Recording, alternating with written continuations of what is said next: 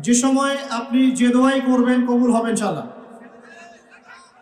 যে দোয়াই করবেন কবুল হবে ইনশাআল্লাহ। দুইটা ওয়াক্ত হচ্ছে, এক, যখন ইমাম সাহেব খুতবা শুরু করেন এই সময় থেকে নিয়ে নামাজ শেষ হওয়া পর্যন্ত এইটুক সময় দোয়া কবুল হবে ইনশাআল্লাহ। আমরা দোয়া কবুল হওয়ার ওয়াক্তগুলো জানি না, তাই দোয়া কবুলের জন্য এখানে ওখানে ধন্না দেয়। অথচ জুমার দিনে আল্লাহ পাক আপনার দোয়া কবুল করার জন্য একদম হাজির। জুমার দিন যখন খুতবা শুরু হবে আপনি দোয়া করা শুরু করবেন মনে মনে।